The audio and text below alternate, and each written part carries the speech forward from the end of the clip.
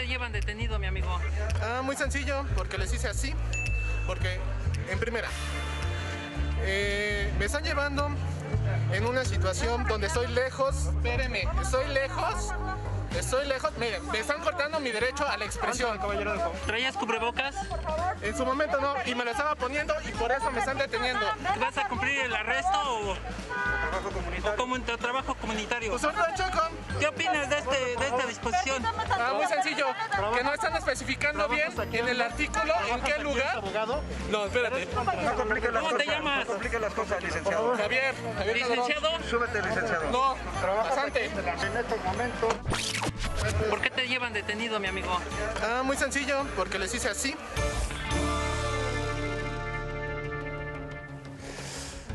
Pues sí, y se lo llevaron detenido de acuerdo con las autoridades de Ecatepec después del primer llamado de atención. Este joven, 29 años, el licenciado, se puso el cubrebocas, pero cuando los policías se retiraron, se lo quitó y según los policías los insultó.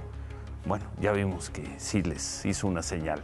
Fue sancionado con 8 horas, lo arrestaron 8 horas en las instalaciones de la Oficialía Mediadora y Calificadora de las Américas, pero hace unos minutos ya quedó en libertad. Buenas noches. La increíble, porque eso es, la increíble batalla de los cubrebocas 2 años después de iniciada la pandemia y las contradicciones que trae consigo. Por ejemplo, vamos a ver esta, en la fiesta de cumpleaños de un senador. Se pone el cubrebocas para bailar breakdance y se lo quita para bailar pegado. Pero hay que reconocer que al menos en esta fiesta, la de hoy, la del cumpleaños 65 del senador Félix Salgado Macedonio en Acapulco, los invitados cumplieron el protocolo.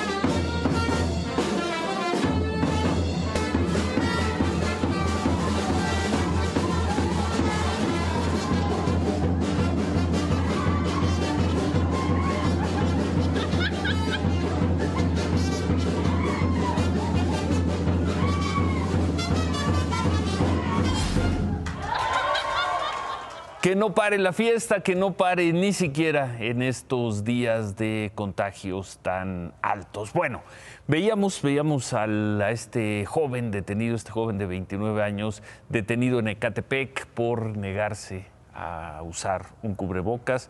Así fue como se llevó a cabo este operativo en las calles de uno de los municipios más poblados de México, Ecatepec.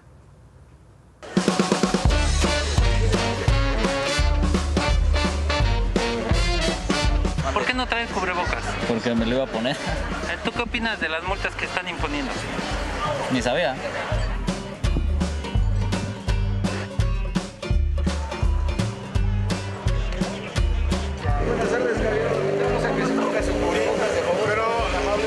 Pero no van a sacar carros, ¿verdad? No, no, pues no me asusten, parquímetros.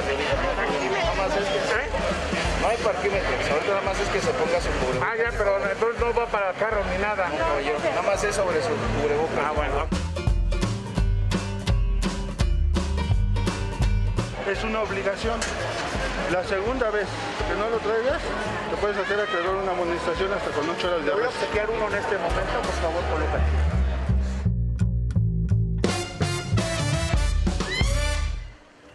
Y a juzgar por lo que vimos hoy, digamos que funcionó este primer día del operativo Cubrebocas. Estamos hablando de uno de los municipios más poblados del país, poco más de 1,5 millones de habitantes tiene Ecatepec, uno de los municipios más conflictivos y más violentos de México. Eso es Ecatepec, y lograron, al menos hoy, más o menos, que funcionara esta operación, este programa, para que la gente use cubrebocas. Y hay toda una lógica para usar el cubrebocas, por más que algunos funcionarios sigan diciendo a estas alturas que no es tan importante. ¿Por qué hay una lógica en el uso del cubrebocas y otras medidas? Porque hoy, este viernes, de nueva cuenta, México rompió el récord de contagios de coronavirus. Lo hemos visto desde el miércoles de la semana pasada. Prácticamente todos los días se rompe el récord.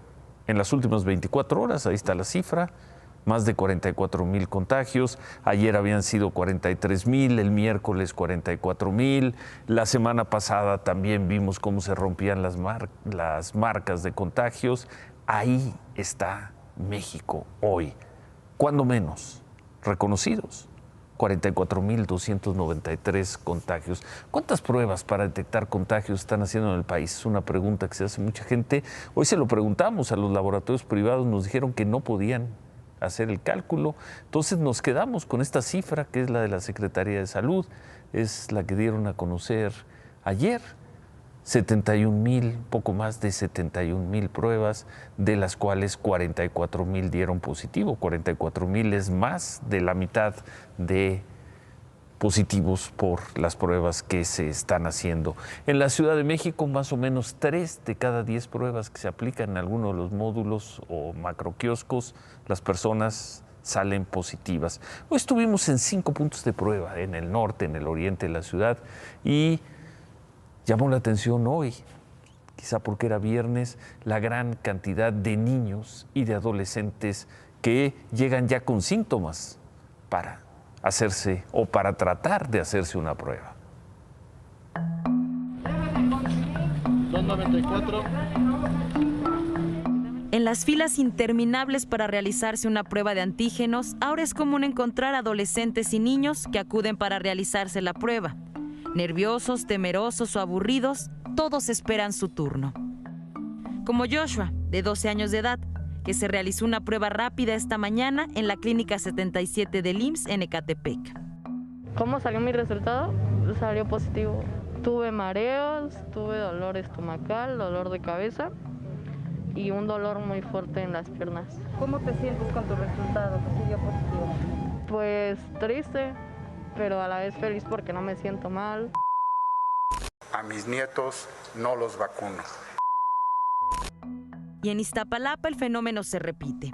Familias completas acuden a la clínica del IMSS número 31 o al hospital de zona 47 después de que alguno de sus hijos diera positivo o presentara algunos síntomas. Dolor de cabeza, vómito, dolor de panza, dolor de cuerpo, escalofríos y ya. Y es que después de 2 años de pandemia, los menores también han aprendido casi de memoria qué hacer en caso de resultar positivos. ¿Por qué no hay temor? Cuéntame. Porque solo tengo que estar encerrada y tomarme medicinas. Veo qué medicamento tomarme y me tranquilizo y me tomo el medicamento que me dan mamá o así. Ajá, ya. Sí, ya sé qué protocolo voy a seguir. ¿Cuál sería? Quedarme en casa y cuidarme. A pesar de que los menores de edad que llegan a estas filas presentan síntomas leves, todos aseguran que quisieran ser vacunados como el resto de la población, para estar más tranquilos. O sea, ya ven que ya nos empiezan a vacunar también a los de nuestra edad, pues para que todos estemos seguros, ¿no? Para que no nos dé tan fuerte la enfermedad.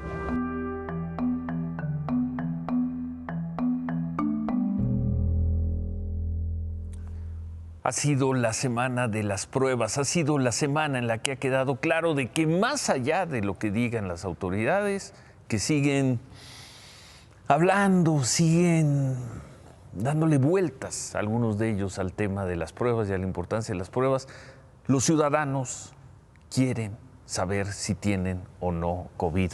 Vamos a ver estas imágenes, son de hace unos momentos, como lo hemos visto a lo largo de la semana, a pesar del poco valor que le están dando algunas autoridades de salud. Ahí están las imágenes de hace unos momentos. La gente necesita o quiere hacerse una prueba, una estampa.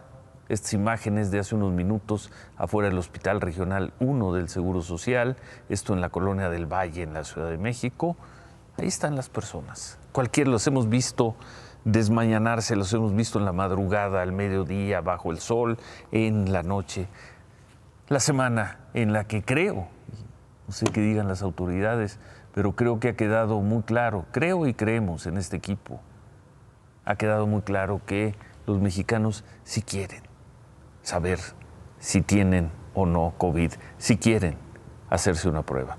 A partir de hoy va a ser necesario presentar certificado de vacunación o prueba PCR negativa para entrar a los bares, casinos, estadios y eventos masivos en Jalisco. Así tuvieron que hacerlo quienes fueron esta noche a un partido muy llamativo de béisbol, al Estadio Panamericano. Está jugando el primer partido de la final de la Liga Mexicana del Pacífico, los Charros de Jalisco contra los Tomateros de Culiacán. Policías de Zapopan pues son los encargados de recibir a los aficionados. Les piden que porten en la mano ya sea su certificado de vacunación o bien su prueba PCR negativa. Por instrucciones de la autoridad, es obligatorio para el ingreso al estadio prueba PCR negativa impresa o certificado de vacunación oficial impreso o código QR legible. Certificado en mano, por favor. Las estampas también de lo que es el país hoy, 2 años después, prácticamente 2 años después de iniciada la crisis de la pandemia del COVID. Por cierto, iba a ser también la semana del regreso masivo a las escuelas. Ese regreso no se ha dado tampoco a plenitud. Hay muchos planteles que han tomado la decisión de aplazar, algunos una semana, otros de manera indefinida, el regreso a clases. Un ejemplo, la Universidad Panamericana notificó a sus estudiantes que se pospone el regreso a clases presenciales debido al aumento de contagios y siguiendo las recomendaciones del Comité de Evaluación de su Facultad de Ciencias de la Salud.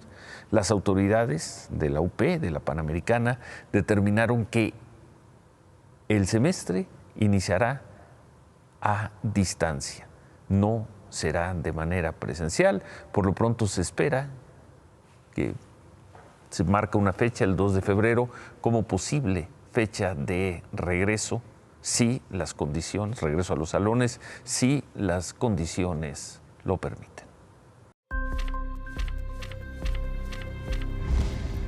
Raimundo Castro, el hoy fallecido jefe del cártel Jalisco Nueva Generación en Morelos, no salió caminando sin obstáculos de una nube de policías estatales, según respondió hoy el gobierno de Cuauhtémoc Blanco. O al menos, la nube de la que salió el entonces objetivo prioritario de la justicia no solo era de policías estatales. A decir de este documento difundido hoy por el gobierno de Morelos, el personaje descrito lo hace circulando a pie entre policías federales, estatales, municipales y de la Fiscalía del Estado. Se lee en el documento que enfatiza en la presencia de agentes de todas esas corporaciones. El secretario de Gobierno Pablo Ojeda y el almirante José Antonio Ortiz Guarneros, comisionado estatal de Seguridad Pública, informaron que, tras la matanza en el restaurante, proporcionaron las imágenes y la información a la Fiscalía General de Justicia del Estado, advirtiendo sobre la presencia y huida del RAI, pero que el Ministerio Público negó la correspondencia entre el sujeto de las fotos y el jefe criminal. El 16 de abril de 2019, 3 días después del tiroteo que cobró 6 vidas, el propio Ortiz Guarneros reconoció la presencia del RAI en el sitio. Con respecto a que si había una persona ahí conocida, lo que sabemos es que sí, ahí estaba y que a la hora de los disparos salió huyendo. No sabemos hacia dónde fue, Hay algunos indicios, pero sí sabemos que ahí estaba, específicamente el RAI. Los funcionarios morelenses aseguraron que la captura del RAI no ocurrió como consecuencia de un incidente de tráfico en Puebla, sino luego de la información obtenida del análisis posterior al intento de asesinato del jefe criminal. Pablo Ojeda acusó la existencia de una conspiración entre funcionarios de las fiscalías del Estado y de la especializada en combate a la corrupción con políticos del anterior gobierno estatal a cargo de Graco Ramírez, a quienes acusó de sí pactar con la delincuencia organizada, y advirtió que la próxima semana el gobierno de Cuauhtémoc Blanco denunciará ante la Fiscalía General de la República esta supuesta connivencia.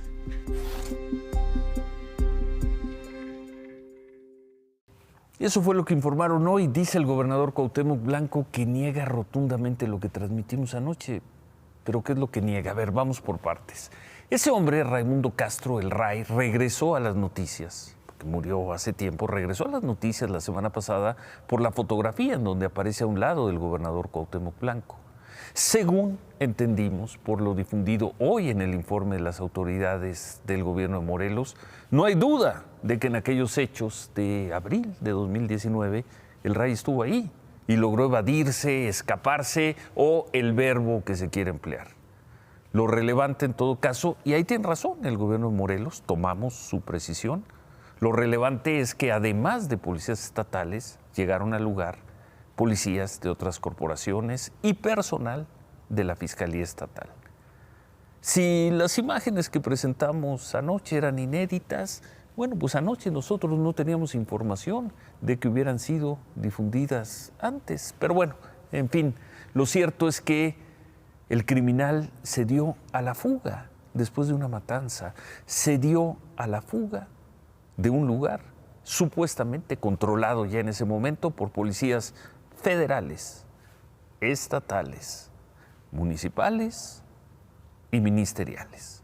Esa es la información, esos son los hechos. De nuestra parte no hay ni ha habido nunca una conspiración, un complot, una acción en contra del gobierno de Cuauhtémoc Blanco. No en los casi 3 años en que fue presidente municipal de Cuernavaca, no en los pocos más de 3 que lleva gobernando Morelos. Gracias de cualquier forma por las precisiones, por la aclaración que hicieron hoy. Kimberly, buenas noches. Buenas noches, Ciro. Continúa la violencia en Zacatecas. Esta tarde continuaban los ataques contra policías en ese estado. Ahora ocurrió en el municipio de Guadalupe, donde balearon a 2 agentes de la policía vial en la colonia Las Joyas. Uno de los agentes murió al instante, el otro resultó herido, murió horas más tarde en el hospital. Tras este ataque se desplegó un operativo de la Guardia Nacional. Sin embargo, hasta ahora no hay detenidos. Y con esto ya son 6 los elementos de los policías municipales de Zacatecas que han sido asesinados en el estado en menos de una semana. Esta tarde un tribunal de juicio oral de Guanajuato sentenció a José Antonio Yepes Ortiz, el Marro, a 60 años de prisión. ¿60 años? 60. ¿Por qué? Por todas las causas que tenía el líder del cártel de Santa Rosa de Lima, sentenciado por el delito de secuestro, luego de que durante su detención en agosto de 2020 tenía privada de la libertad a una empresaria. Además de la sentencia, el Marro debe pagar una multa de casi 350,000 pesos. La audiencia en contra del Marro duró un poco más de 4 horas. Y el gobernador de Guanajuato, Diego Sinue, tuiteó sobre la detención. Escribió: mi reconocimiento a la Fiscalía de Justicia de Guanajuato, al Poder Judicial. En Guanajuato contamos con instituciones fuertes para garantizar la justicia y todo el peso de la ley a quien le infringe. En el gobierno de Guanajuato no nos detendremos hasta lograr el estado en paz que su gente buena merece para vivir.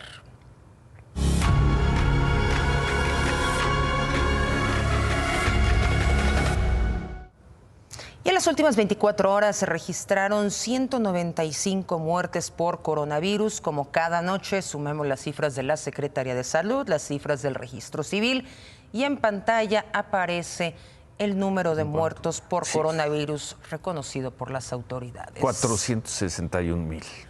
Y siguen contando. Buenas noticias porque la COFEPRIS autorizó hoy el medicamento Paxlovid de la farmacéutica Pfizer para su uso de emergencia. Este medicamento va a estar destinado a la atención de pacientes COVID con síntomas de leves a moderados con alto riesgo de complicación. De acuerdo con los estudios, reduce el riesgo de hospitalización y muerte en un 88%. Al ser una aprobación para uso de emergencia, implica que solo puede ser adquirido por el gobierno. Por cierto, la semana pasada, COFEPRIS dio la autorización para el otro medicamento, Molnupiravir, también para tratar a pacientes con COVID. Pero hoy emitió una alerta porque se ha detectado que este medicamento está siendo falsificado y comercializado de forma ilegal. Difundieron fotografías de los medicamentos que se están comercializando e hicieron un llamado a la población para no comprarlos, ya que no están aprobados, por supuesto, y se desconocen sus componentes. Los dos solo los puede comprar y el gobierno, comprar y distribuir. Uno no puede ir a la venta, personalmente. Ahí los tienen, las falsificaciones. ¿Qué pasa? Lo mismo con vitaminas, analgésicos, todo se encuentra en el mercado negro y ni siquiera son medicamentos. Y bueno, el gobierno de la Ciudad de México informó que la próxima semana va a comenzar la aplicación de la vacuna de refuerzo para las personas de 50 a 59 años. La aplicación de la vacuna va a ser del 19 al 26 de enero, de acuerdo con la letra del primer apellido, como vemos en pantalla y como ya ha sucedido. En total, 10 sedes en toda la ciudad que se van a habilitar. Ya no va a ser por alcaldías, ahí están las sedes. Ahí están las sedes. Pero ya no es, cualquier persona puede ir. Cualquier persona llega a cualquier sede que sea en este grupo de edad, de 50 a 59. Tienen acceso a esta tercera dosis, solo tienen que llevar su identificación y su comprobante de que tienen las otras Ojalá dos. funcione muy bien.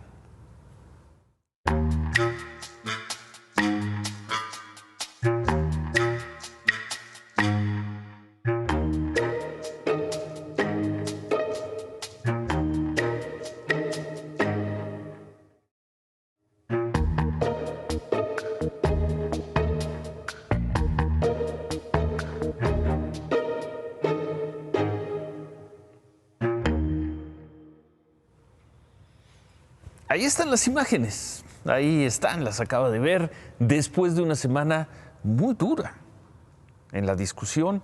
Ahí están, ahí aparecieron juntos, en un foro, en concordia, civilizados, exponiendo ideas y posiciones distintas, pero exponiendo civilizadamente sus ideas y conceptos, tanto el presidente del INE como el secretario de Gobernación. Ahí están las imágenes. Y justamente el secretario de Gobernación, Adán Augusto López, y el consejero del INE, Lorenzo Córdoba, coincidieron en un seminario organizado por el Colegio Nacional del Notariado. Estuvieron juntos solo un día después de que el gobierno federal propusiera un plan de austeridad para que el INE sí lleve a cabo la revocación del mandato sin pedirle un peso a la Secretaría de Hacienda. Hoy a los dos se les vio de buen ánimo, incluso el secretario Augusto López se refirió a Lorenzo Córdoba como su amigo. Ahí también estuvo la presidenta del Senado, Olga Sánchez Cordero. Ella tuiteó este mensaje: el diálogo entre los poderes y los organismos autónomos es clave para llegar a acuerdos y consensos en todos los rubros, incluida la revocación de mandato, pero en donde se requerirá del más alto consenso y acuerdo de todas las fuerzas políticas para avanzar en lo que será la reforma ¿Será para la electoral? Reforma electoral? Pues lo veremos. Vamos a ver, pero hoy se veían muy cordiales. Bien, gran imagen para cerrar la semana. Porque vaya que sí se discutió fuerte en el tema del INE, los dineros para la revocación de mandato, pero en medio de la discusión cabe la concordia. Y ahí estuvieron el presidente del INE y el secretario de Gobernación. Y Olga Sánchez Cordero, y prevaleció la cordialidad. Temprano, el secretario de Gobernación rechazó que existe una campaña en contra del INE desde el gobierno. Insistió en que no hay los 1.700 millones de pesos que piden para hacer la revocación de mandato. No hay margen en el presupuesto público, está muy acotado. Ya se tomaron todas las previsiones para cumplir sobre todo con los programas sociales, pues ni modo que vayamos a reducir o a detener, por ejemplo, la entrega a los adultos mayores. Pues ni modo que vayamos a reducir el presupuesto de salud. Por la tarde, el INE confirmó que ya recibió la propuesta de este plan de austeridad que prepararon las Secretarías de Hacienda y la Función Pública. En un comunicado respondieron que la van a valorar, pero de entrada señalaron imprecisiones. Una, dicen que el instituto no tiene personal sindicalizado. Dos, cuando plantean recortar salarios y prestaciones a más de 1,000 plazas de directores o superiores, el INE aclara que solamente tienen 121 plazas de ese nivel. El INE concluye que estas y otras imprecisiones del plan de austeridad reflejan desconocimiento de la actividad electoral.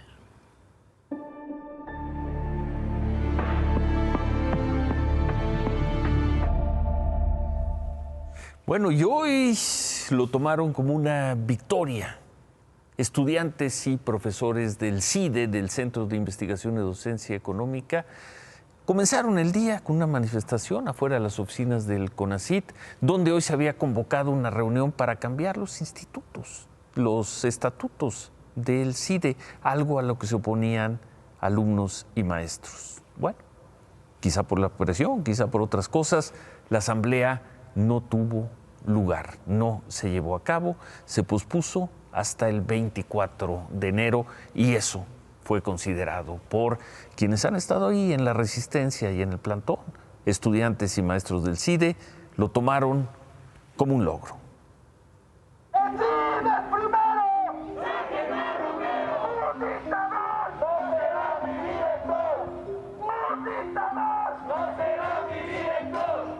Lo voy a decir, preferimos quedarnos sin voz en una manifestación que quedarnos sin voz dentro de la escuela. Hoy es una pequeña victoria porque se logró que se cancelara. Esperemos que siga votándose en contra, que no se abstenga. Hacemos un llamado para que no se abstengan, voten en contra, porque si ustedes analizan la reforma de los estatutos, nos dejan descobijados a toda la comunidad. Pequeña victoria luego de casi 60 días de protestas. El CONACYT pospuso esta mañana la asamblea extraordinaria en la que pretendía reformar los estatutos del Centro de Investigación y Docencia Económicas, su escuela. Plantados al pie de las oficinas del CONACYT, estudiantes y profesores se enteraron minutos antes de las 10 de la mañana que la votación no se daría, que la presión ejercida por fin les regalaba un fruto. ¿Qué pasó? ¿Qué información tienen ustedes? Afortunadamente, algunos de los integrantes de la Asamblea de Socios del CIDE nos han confirmado que se opusieron al llamamiento ilegal de esta asamblea. Minutos después, la cuenta oficial de la escuela confirmó lo dicho. Algunos asociados, explica el comunicado, recibieron la carpeta de la sesión minutos después de la hora requerida para cumplir con el requisito. Un tecnicismo, sí, pero suficiente para aplazar el fusilamiento de la autonomía del CIDE. Yo creo que es una expresión finalmente de que están haciendo malas cosas. El hecho de que se haya pospuesto, por la razón que sea, nos muestra eso. ¿Quiénes conforman la Asamblea de Asociados del CIDE? El CONACYT, las Secretarías de Educación, Hacienda, Energía y Economía, el Banco de México, el Colegio de México y el Fondo de Cultura Económica. ¿Qué iban a votar? Modificaciones a 6 artículos del Estatuto General que en conjunto se resumen así: más poder para el director, menos participación de la comunidad académica. A la noticia vinieron los abrazos, los puños en alto, los recuerdos de la primera batalla ganada y el orgullo explícito por los colores de la camiseta. Pero la historia no termina aquí. Las autoridades giran ya nuevos oficios para una nueva convocatoria. La lucha por el CIDE continuará. ¡Más ciencia! ¡Menos obediencia! Muchas gracias, compañeros. Les agradecemos todo el apoyo.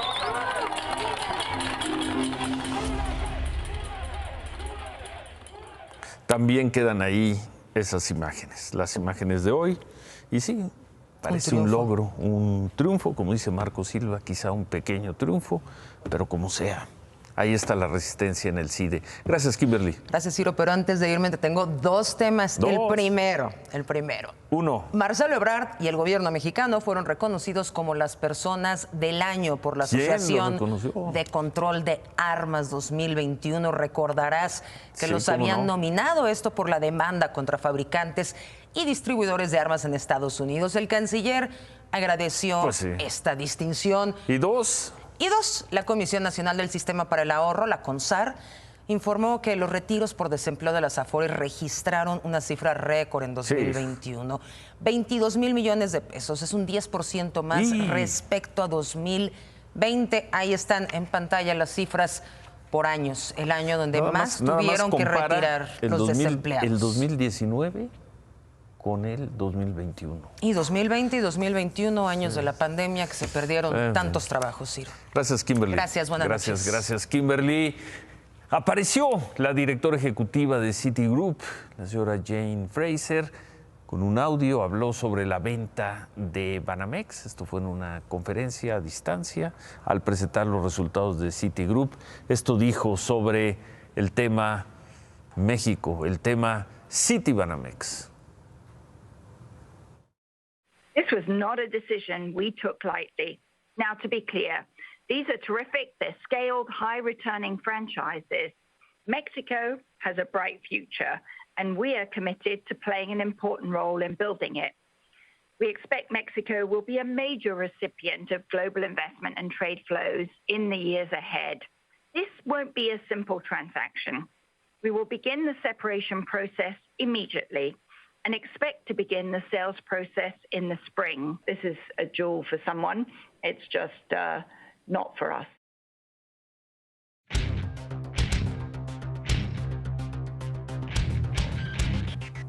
David, buenas noches. Interesante, no solo porque pide y propone un debate, y no solo porque se trata del titular de la Unidad de Inteligencia Financiera, sino porque es un hombre de larga trayectoria política en la izquierda, larguísima experiencia legislativa, porque entiende la política.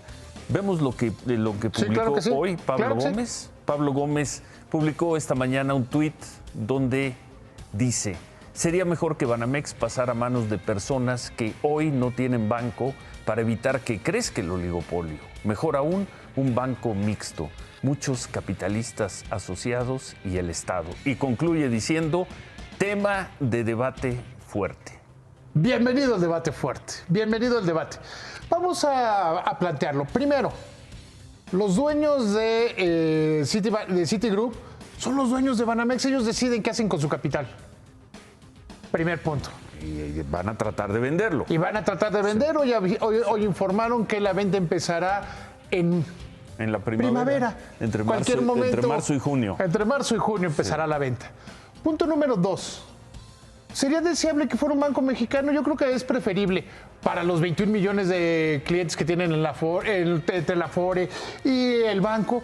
Mejor un banco muy bueno, muy eficiente, que dé mejores tasas de interés, que pague más por los ahorros. Yo creo que eso es más importante que quién es el dueño, el machuchón que se siente en el Consejo de Administración. Yo creo que al debate lo que tenemos que poner es qué tanto va a ser mejor el banco, qué tanto más le va a dar a la gente el banco, que más allá de quiénes son sus dueños. Luego dice un banco mixto.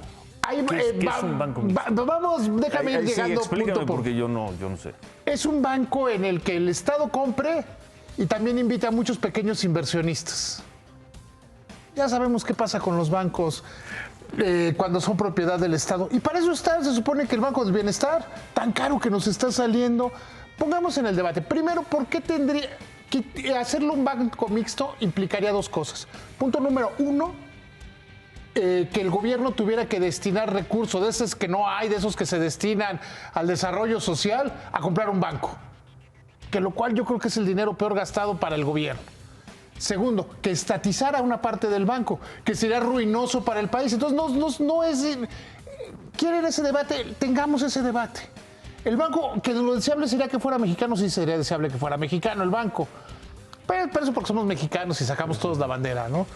Y ya para competir con el...